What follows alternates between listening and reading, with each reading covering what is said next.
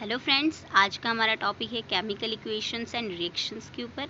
ये class 10th का science subject से रिलेटेड है और ये एनसीईआरटी बुक से बिलोंग करता है।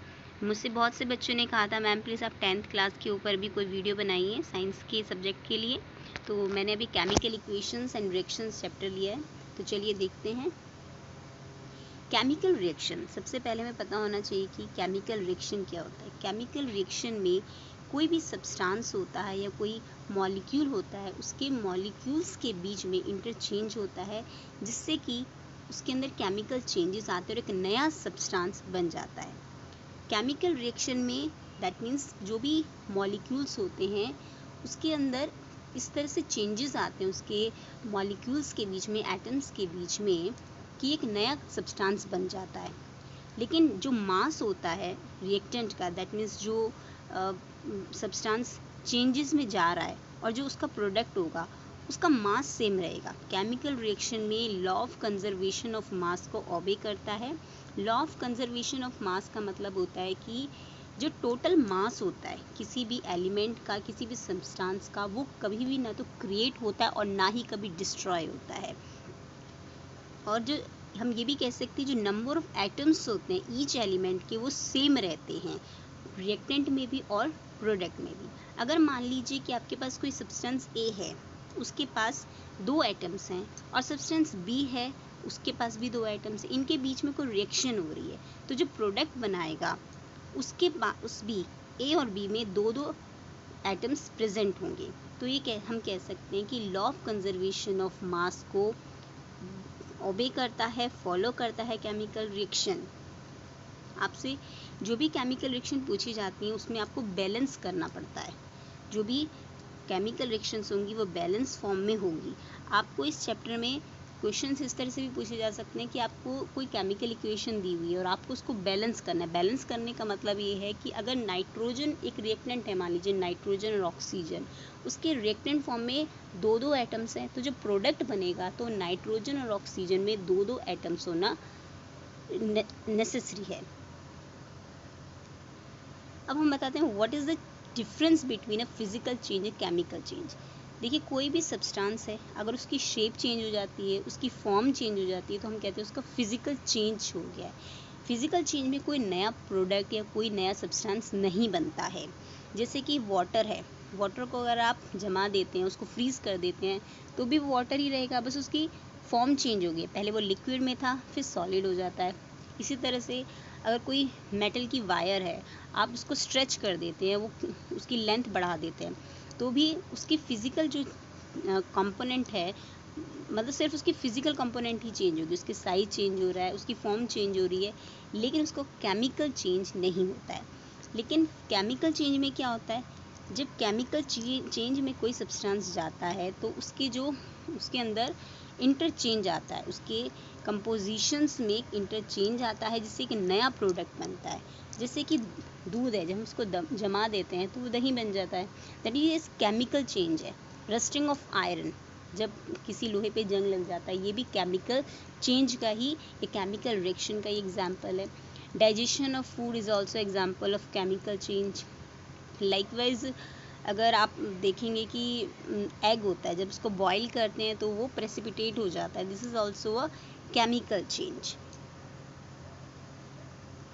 डिकम्पोजिशन रिएक्शन, देखिए जो केमिकल रिएक्शंस हैं इसमें एक डिकम्पोजिशन रिएक्शन है जो बहुत इंपॉर्टेंट है, आपके एग्जामिनेशन पॉइंट ऑफ व्यू से भी बहुत इंपॉर्टेंट है। केमिकल रिएक्शन में एक कॉम्प्लेक्स मॉलिक्यूल जो होता है, कोई भी कॉम्प्लेक्स मॉलिक्यूल होता है वो डिकम्पोज हो जाता है, दैट मीन्स वो टूट जाता है और सिंपल मॉलिक्यूल्स में, सिंपल प्रोडक्ट में कन्वर्ट हो जाता है। डिकम्पोजिशन रिएक्शन मेनली 3 तरह की होती है: thermal decomposition, electrolytic decomposition and photochemical decomposition. Decomposition reaction जो होती है वो एंडोथर्मिक होती है। एंडोथर्मिक का मतलब होता है कि रिएक्शन होने के लिए इनको एनर्जी की ज़रूरत होती है, तो किसी न किसी फॉर्म में सब्सटेंस को एनर्जी दी जाती है। अगर वो एनर्जी उसको हीट फॉर्म में दी जाती है तब हम उसको थर्मल डिकम्पोजिशन कहते हैं। अगर किसी मॉलिक्यूल को को डिकम्पोज करने के लिए इलेक्ट्रिक एनर्जी का यूज़ किया जाता है तो हम उसको इलेक्ट्रोलाइटिक डिकम्पोजिशन कहते हैं। और यदि लाइट या फोटोन्स का यूज़ किया जाता है तो हम उसको फोटोकेमिकल डिकम्पोजिशन कहते हैं। तो चलिए आगे इनके एग्जाम्पल देखते हैं। Thermal decomposition. थर्मल डिकम्पोजिशन, ये सब जितने भी डिकम्पोजिशन रिएक्शन है वो मेनली एंडोथर्मिक रिएक्शंस हैं। इनमें that means energy is required to break the bonds of complex molecule. यहाँ पे हीट एनर्जी की ज़रूरत पड़ती है। थर्मल डिकम्पोजिशन में हीट एनर्जी की ज़रूरत पड़ती है, इसीलिए हम इसको थर्मल डिकम्पोजिशन रिएक्शन बोलते हैं। इसके एग्जाम्पल है जैसे कि कैल्शियम कार्बोनेट है। कैल्शियम कार्बोनेट को आप सिंपली हीट करते हैं, आप जब उसको हीट करते हैं वो डिकम्पोज हो जाता है और कैल्शियम ऑक्साइड सॉलिड फॉर्म में बनाता है और कार्बन डाइऑक्साइड गैस को वो रिलीज करता है। कैल्शियम कार्बोनेट को हीट करने के बाद कैल्शियम ऑक्साइड और कार्बन डाइऑक्साइड गैस रिलीज होती है। इसी तरह से पोटेशियम क्लोरेट, अगर हम पोटेशियम क्लोरेट को डिकम्पोज करते हैं, हीट करते हैं, तो पोटेशियम क्लोराइड और ऑक्सीजन गैस रिलीज होती है। तो सिंपली कोई भी सब्सटेंस है जब आप उसको हीट कर रहे हैं, दैट मीन्स आप उसको एनर्जी प्रोवाइड कर रहे हैं जिससे कि उसके बॉन्ड्स जो हैं ब्रेक हो जाएं और एक नया जो कॉम्प्लेक्स मॉलिक्यूल है वो सिंपल मॉलिक्यूल्स में कन्वर्ट हो जाता है और एक नया सब्सटेंस बनाता है। इलेक्ट्रोलाइटिक डिकम्पोजिशन रिएक्शन, इसमें हम इलेक्ट्रिक करंट को कंपाउंड के बीच में से पास कराते हैं। जो कंपाउंड होता है वो मेनली एक्विस सॉल्यूशन होता है, जैसे कि वाटर है। वाटर का इलेक्ट्रोलाइटिक डिकम्पोजिशन होता है, तो इस प्रोसेस में वाटर जो होता है वो डिकम्पोज हो रहा है और hydrogen gas and oxygen gas को प्रोड्यूस कर रहा है। इसी तरह से सोडियम क्लोराइड का भी इलेक्ट्रोलाइटिक डिकम्पोजिशन होता है, जिसमें लिक्विड फॉर्म में होता है सोडियम क्लोराइड, और जब ये डिकम्पोज होता है in the presence of electric current तो सोडियम एंड क्लोरीन गैस बनता है। आपको एग्जामिनेशन में ये पूछा भी जा सकता है कि आप डिकम्पोजिशन रिएक्शन के एग्जाम्पल बताइए, उनकी बैलेंस्ड इक्वेशन बताइए in the presence of heat, electric and sunlight या फिर लाइट। तीसरा है फोटोकेमिकल डिकम्पोजिशन। इसमें जो डिकम्पोजिशन होता है वो मेनली लाइट या फिर फोटोन्स की प्रेजेंस में होता है। लाइट और फोटोन, देखिए इसका सिंपल सा, बहुत सिंपल है। जैसे कि सिल्वर क्लोराइड है, सिल्वर क्लोराइड को जब सनलाइट में आप रख देते हैं तो उसमें से सिल्वर और क्लोरीन गैस सेपरेट हो जाते हैं, ये एक अलग कंपोनेंट बना देता है। ये एक एक्टिविटी भी है जो आपकी एनसीईआरटी की बुक में दी गई है कि अगर आप सिल्वर क्लोराइड को हीट सनलाइट के में छोड़ देते हैं, धूप में थोड़ी देर के लिए रख देते हैं, तो क्या चेंजेस होंगे। सिल्वर क्लोराइड का कलर क्या चेंज होगा, क्या प्रोडक्ट बनेगा। तो आपको ये बता दें, सिल्वर क्लोराइड सनलाइट के प्रेजेंस में जब हम छोड़ देते हैं फोटोकेमिकल डिकम्पोजिशन है और सिल्वर क्लोराइड डिकम्पोज होके एक ग्रे कलर का सब्सटेंस बनाएगा जिसको हम सिल्वर कहते हैं एंड क्लोरीन गैस वो रिलीज करता है। Silver chloride initially white colour का होता है और बाद में ये जब डिकम्पोज हो जाता है तो उसका कलर ग्रे हो जाता है। इसी तरह से सिल्वर ब्रोमीन है, सिल्वर ब्रोमाइड को ये पेल येलो कलर का होता है, जब इसको सनलाइट में छोड़ देते हैं तो ग्रे कलर का सिल्वर और ब्रोमीन गैस रिलीज होती है। ब्रोमीन गैस का कलर रेडिश ब्राउन होता है। ये एग्जाम क्वेश्चन में आया है, ये क्वेश्चन आपका 2014 और 2018 में बोर्ड में पूछा गया है। Right the example for each of the decomposition reaction carried out with the help of electricity, heat and light. तो इलेक्ट्रिसिटी के लिए आप वाटर का डिकम्पोजिशन बता सकते हैं, हीट के लिए आप कैल्शियम कार्बोनेट को जब हीट करते हैं तो कैल्शियम ऑक्साइड और कार्बन डाइऑक्साइड गैस रिलीज होती है, और लाइट के लिए आप सिल्वर क्लोराइड या सिल्वर ब्रोमीन को जब सनलाइट के प्रेजेंस में छोड़ देते हैं तो सिल्वर अलग हो जाता है और उसमें से क्लोरीन या फिर ब्रोमीन गैस रिलीज होती है और उनका कलर चेंज हो जाता है। ये इसके आप एग्जाम्पल दे सकते हैं। क्वेश्चन है, right the example of exothermic reactions with the help of balanced equation. अभी तक जो मैंने आपको रिएक्शंस बताई थी वो एंडोथर्मिक थी, दैट मीन्स उसमें हमें एनर्जी प्रोवाइड करनी पड़ रही थी। लेकिन कुछ रिएक्शंस ऐसी होती हैं जिसमें एनर्जी रिलीज होती है। तो आपसे एग्जाम में पूछा जा सकता है कुछ एक्सोथर्मिक रिएक्शंस के आपको एग्जाम्पल बताने और उनकी इक्वेशन भी आपको लिखनी है। तो इसमें आंसर है बर्निंग ऑफ नेचुरल गैस। जब मीथेन गैस को ऑक्सीजन की प्रेजेंस में हम बर्न करते हैं या फिर कंबंशन करते हैं तो कार्बन डाइऑक्साइड और वाटर गैस रिलीज होती है। जो वाटर होता है स्टीम गैस की फॉर्म में, स्टीम की फॉर्म में निकलता है। इसी तरह से रेस्पिरेशन में ग्लूकोज जो है जब ऑक्सीजन की प्रेजेंस में रिएक्ट करता है तो सिंपल मॉलिक्यूल्स बनाता है, carbon dioxide, water and energy release करता है। लाइकवाइज जब अब कैल्शियम ऑक्साइड को हम वाटर की प्रेजेंस में रिएक्ट कराते हैं, दैट मीन्स कैल्शियम ऑक्साइड में वाटर मिक्स कर देते हैं तो स्लेक्ड लाइम बनता है जिसको हम कैल्शियम हाइड्रोक्साइड कहते हैं और हीट भी जनरेट होती है। तो आप 3 एग्जाम्पल हैं आपके पास एक्सोथर्मिक रिएक्शंस की, burning of natural gas, respiration and formation of slaked lime और कैल्शियम हाइड्रोक्साइड। अब क्वेश्चन है, ये आपकी एक्टिविटी भी है एनसीईआरटी की बुक में, कि अगर आपके पास फेरस सल्फेट का क्रिस्टल है और आप उसको सिंपली हीट कर रहे हैं दैट मीन्स आप उसको डिकम्पोज कर रहे हैं, तो आप बताइए जब आप फेरस सल्फेट क्रिस्टल को हीट करते हैं तो आप क्या 2 ऑब्जर्वेशंस नोटिस करते हैं।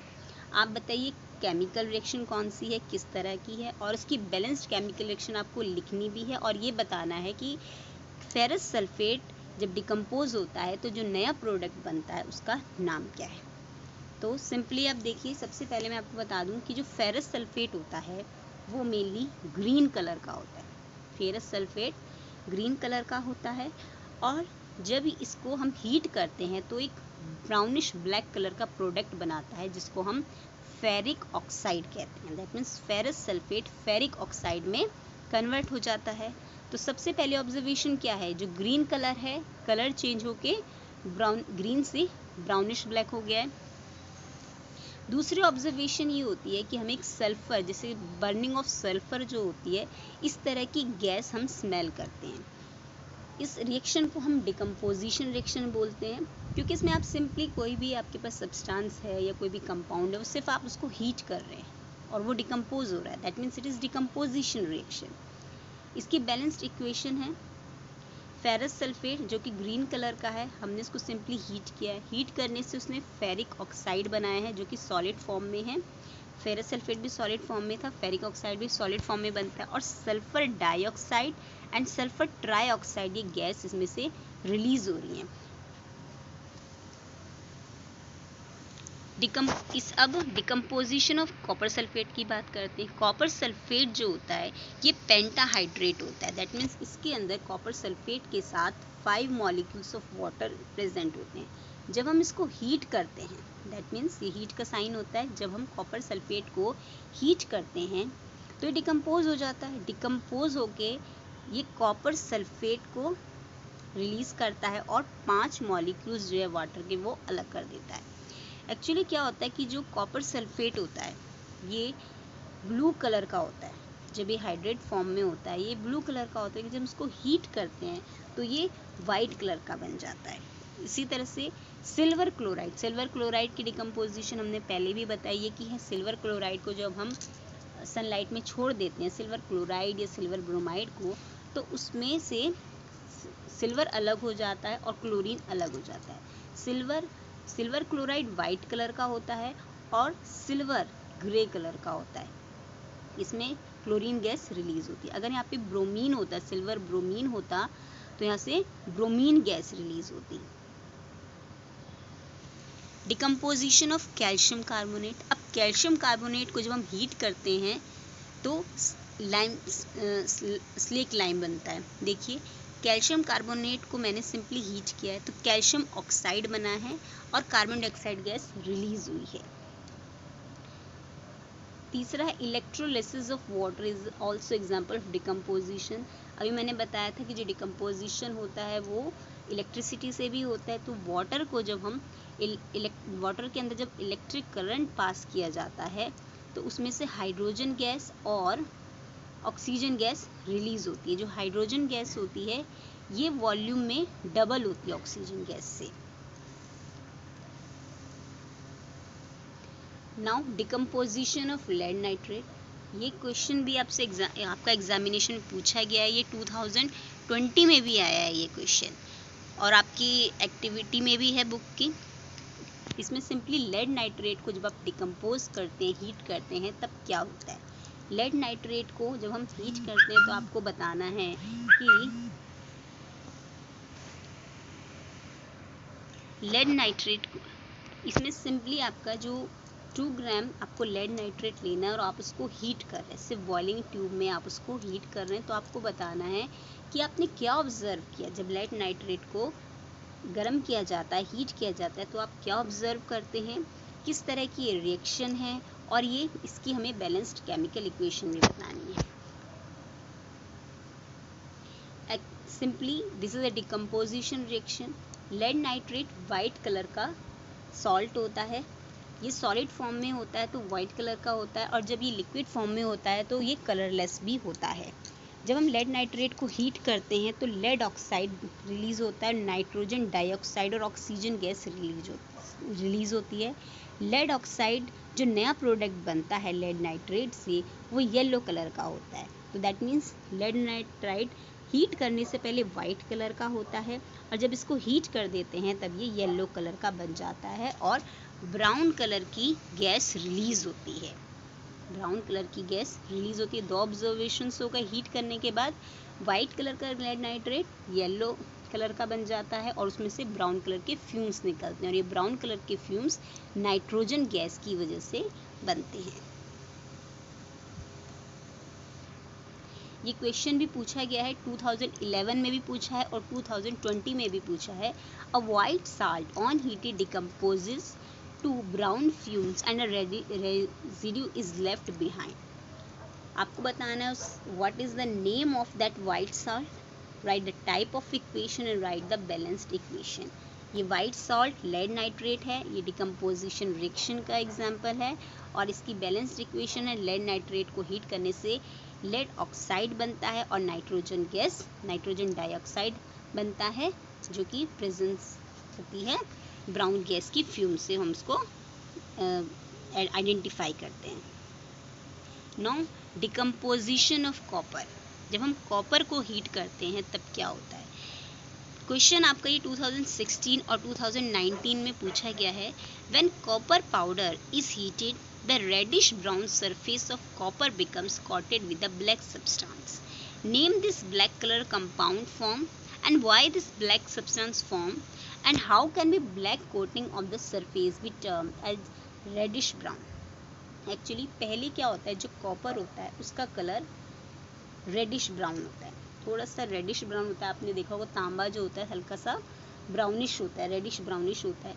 जब हम उसको हीट करते हैं तो ये ब्लैक कलर का हो जाता है, फिर थोड़ी देर के बाद ये ब्लैक कोटिंग अपने आप हट जाती है और रेडिश ब्राउन हो जाती है। या फिर ये भी कह सकते हैं किस तरह से वो रेडिश जो ब्लैक कोटिंग है वो रिमूव की जा सकती है। तो चलिए देखते हैं। When copper is heated in air, a black coating of copper oxide is formed on the copper. जब हम कॉपर को हीट करते हैं तो ऑक्सीजन की प्रेजेंस में हीटिंग होती है, हम सब जानते हैं। तो कॉपर जो होता है ऑक्सीडाइज्ड हो जाता है, कॉपर ऑक्सीडाइज्ड हो जाता है और कॉपर ऑक्साइड बनाता है। कॉपर ऑक्साइड बनाता है, ऑक्सीजन गैस रिलीज करता है और सल्फर डाइऑक्साइड गैस भी रिलीज करता है। अब ये जो कॉपर ऑक्साइड होता है, अब यहाँ पे पहले जो कलर था, यहाँ पे कॉपर का कलर हमें पता था रेडिश ब्राउन है। जब मैंने इसको हीट कर दिया तो कॉपर ऑक्साइड बना जो कि ब्लैक कलर का है, ब्लैक कलर का है कॉपर ऑक्साइड। हाइड्रोजन गैस में अगर हम इसको हाइड्रोजन गैस की प्रेजेंस में हीट करते हैं तो ये वापस कॉपर में कन्वर्ट हो जाता है और वाटर को रिलीज करता है। ये जो कॉपर होता है ये दोबारा से ब्राउन कलर का बन जाता है। नाउ कंबंशन ऑफ मैग्नीशियम, ये आपकी बहुत इम्पॉर्टेंट भी है और आपकी एक्टिविटी में भी है, बुक की एक्टिविटी में भी है और बहुत सिंपल भी है। देखिए मैग्नीशियम क्या होता है, ग्रे कलर का रिबन होता है और इसको जब जलाया जाता है तो इसमें से बहुत सारी हीट और लाइट प्रोड्यूस होती है, इसीलिए हम इसको एक्सोथर्मिक रिएक्शन बोलते हैं।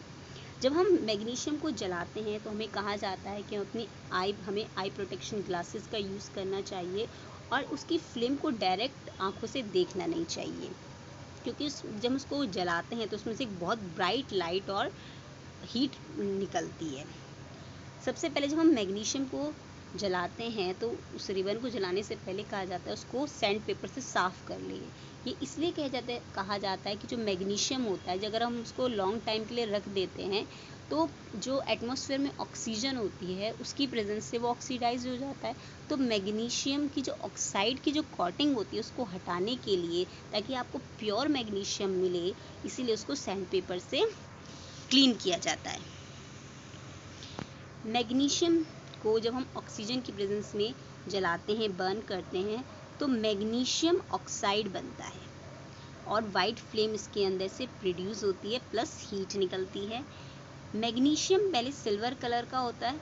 आपसे पूछा भी जा सकता है कि हीट करने से पहले मैग्नीशियम का कलर क्या होता है, तो मैग्नीशियम का कलर सिल्वर होता है या फिर मेटेलिक ग्रे कलर का होता है, और जब इसको हीट करते हैं तो एक वाइट पाउडर में कन्वर्ट हो जाता है। उस वाइट पाउडर को हम मैग्नीशियम ऑक्साइड कहते हैं। Thank you.